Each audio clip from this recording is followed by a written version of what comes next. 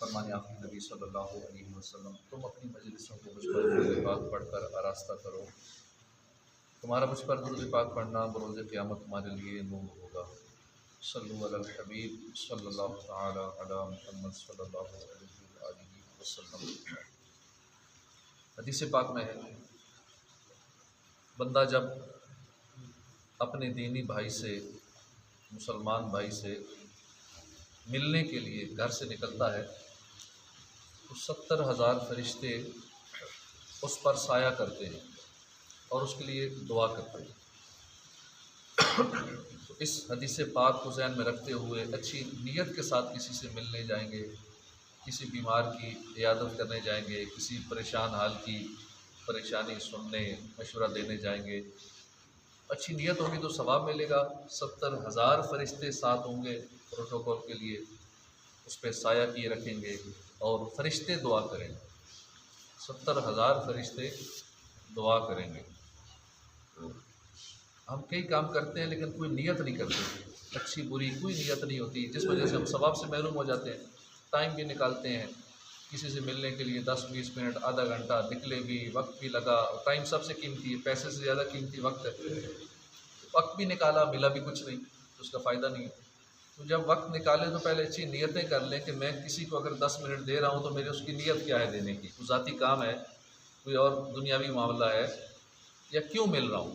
تو آخرت کی نیت سے ملنا چاہیے۔ ٹھیک ہے، دنیاوی معاملات بھی اگر کوئی ہیں تو وہ بھی ہو جاتے ہیں، مسئلہ حل ہو جاتا ہے، کام آ جاتے ہیں لوگ، لیکن اصل نیت ہو اللہ کی رضا کے لیے۔ یہ حدیث پاک ہے۔ اس کے علاوہ اور جو احادیث اس حوالے سے آئی ہیں کہ بیمار کی عیادت کے لیے نکلیں گے تو یہ فائدہ ہوگا، ویسے ملنے جائیں گے اپنے مسلمان بھائی سے تو 70,000 فرشتے دعا کریں گے، سایہ کی رکھیں گے۔ اس نیت سے ہمیں ملنے جانا چاہیے مسلمان بھائیوں سے۔ اولیاء کرام سے محبت کے فضائل ہم نے سنے تھے۔ اس ایمانی محبت کی برکت سے جنت ملتی ہے، جنت میں اونچے چمکدار بالاخانے ملتے ہیں۔ اس محبت کی برکت سے قیامت والے دن امن ملے گا، عرش الہی کا سایہ نصیب ہوگا، اللہ کا پیارا بندہ بننے کی سعادت نصیب ہوگی۔ یہ ساری نعمتیں اسی وقت ملیں گی جب کہ آدمی ایمان والا ہوگا، کیونکہ جس کا ایمان برباد ہو گیا اسے تو کچھ بھی نہیں ملے گا۔ آخرت کی کامیابی کے لیے جو بنیادی چیز ہے وہ ہے ایمان۔ ایمان شرط ہے کہ ایمان سلامت لے کر مریں گے تو یہ سارے فائدے ملیں گے۔ نمازوں کا جو فائدہ ہے وہ ملے گا، دیگر نیکیوں کا ثواب ملے گا، اجر ملے گا، جو جو دنیا میں کیا ہوگا اس کا اجر و ثواب اسی صورت ملے گا جب ایمان سلامت لے کر دنیا سے قبر میں جائیں گے۔ اس لیے ہمیں اپنے ایمان کی حفاظت کی بھی فکر کرنی چاہیے۔ اب ایمان کی حفاظت کیسے کرنی ہے اس کا طریقہ بھی سن لیجئے۔ پیارے آقا صلی اللہ علیہ وسلم نے فرمایا، من سرہ ان یجد حلاوت الایمان، جو ایمان کی حلاوت مٹھاس پانا چاہتا ہے، فلیحب المرء لا یحبہ الا للہ، اسے چاہیے کہ اس کے بندوں سے صرف اور صرف اللہ کی رضا کے لیے محبت کرے۔ ایمان کی مٹھاس پانا چاہتا ہے تو صرف اللہ کی رضا کے لیے لوگوں سے محبت کرے، اللہ کے بندوں سے محبت کرے، اپنے مقصد کے لیے نہیں، کچھ حاصل کرنے کے لیے، کسی لالچ میں نہیں، اللہ کی رضا کے لیے۔ ہمارے یہاں کوئی اگر کسی سیاسی پارٹی سے جڑا ہے تو اسے بھی کوئی اپنی لالچ ہوگا، اوپر سے نعرے لگا رہا ہوتا ہے، اندر سے گالیاں دے رہا ہوتا ہے اسی لیڈر کو، تو وقت بھی لگاتے ہیں، پیسہ بھی لگاتے ہیں، لیکن نیتیں کچھ اور ہوتی ہیں۔ چلو تعلقات بنیں گے، آئندہ اس کی حکومت آ جائے گی، بڑے بڑے کام ہو جائیں گے، یہ فائدہ اٹھائیں گے، وہ فائدہ اٹھائیں گے، نیت اور کچھ اور ہوتی ہے۔ تو اللہ کی رضا کہیں نظر نہیں آتی بہت سارے کاموں میں۔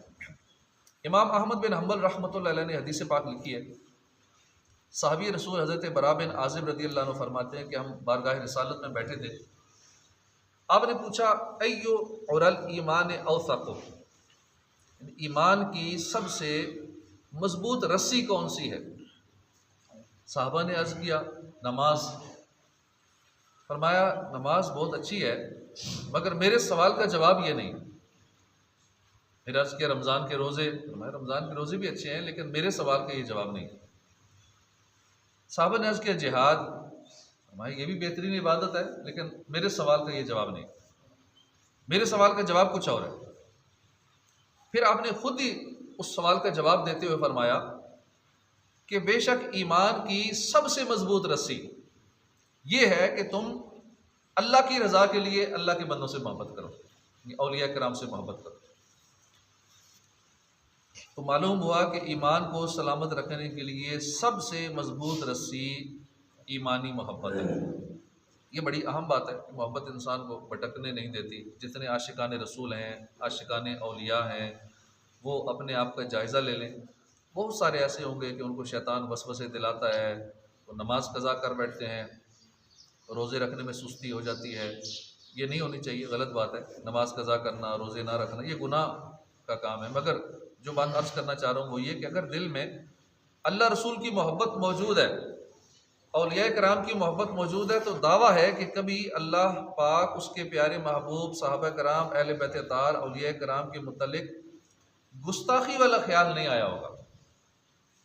ابھی تک الحمدللہ مسلمانوں میں اتنی غیرت موجود ہے، بڑے بڑے فتنے اٹھتے ہیں، لوگ فتنے پھیلانے والوں کی طرف مائل بھی ہو جاتے ہیں، لیکن جب سامنے والا اللہ کی شان میں غلط لفظ بولتا ہے، پیارے آقا کی گستاخی کرتا ہے، صحابہ کرام یا اہل بیت یا اولیاء کرام کی شان میں کوئی نازیبا جملے بکتا ہے، تو دل میں نفرت بیٹھ جاتی ہے اس کے بارے میں، پھر اس کی کوئی بات سننے کو دل نہیں کرتا۔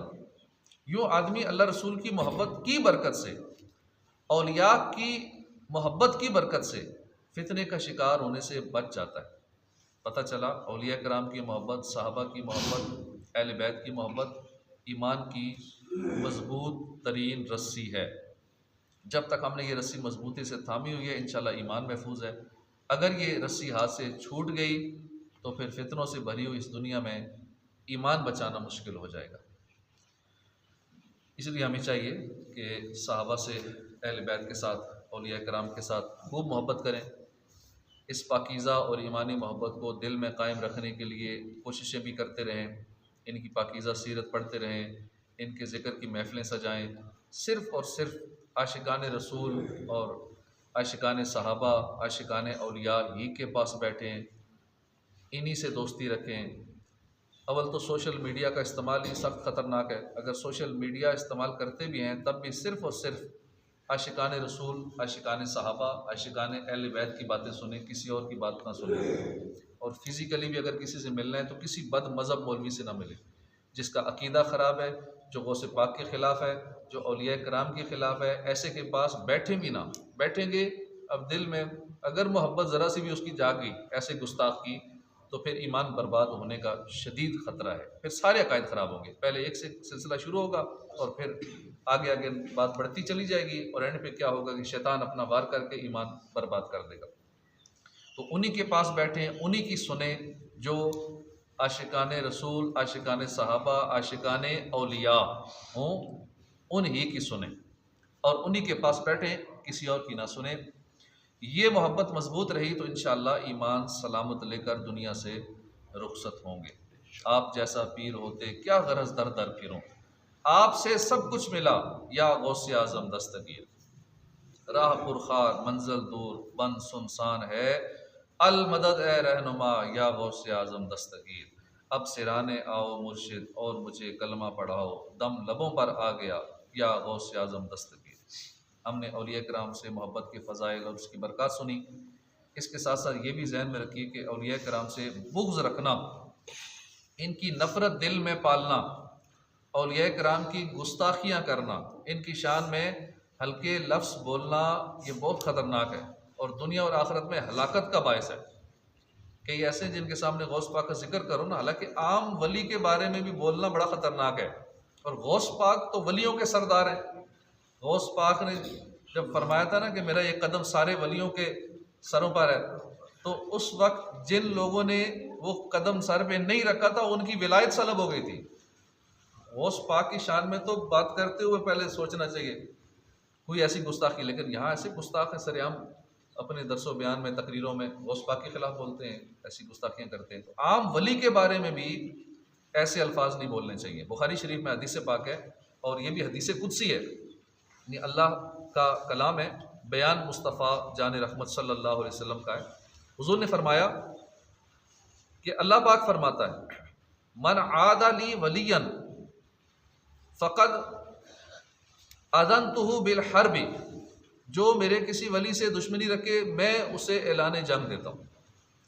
یہ ہے اللہ کی بارگاہ میں اولیاء کرام کا مقام اور مرتبہ، اولیاء کرام کی عزت کے جس بندے کے دل میں اولیاء کرام کی ذرا برابر بھی دشمنی ہو، وہ بندہ کبھی بھی اللہ کا پسندیدہ بندہ نہیں بن سکتا، چاہے نمازیں پڑھے، تہجد پڑھتا رہے، چلے لگاتا رہے، سال سال جاتا رہے دین کے لیے، تو لیکن ولیوں کا بغض ہے اس کے دل میں، تو ایسا بندہ اللہ سے اعلان جنگ کرتا ہے۔ اللہ پاک نے اس کے خلاف اعلان جنگ کا حکم فرمایا، اور وہ اس دشمنی کے ساتھ ساتھ اللہ کو راضی کرنے میں کامیاب بھی ہو جائے۔ کیوں ہو جائے؟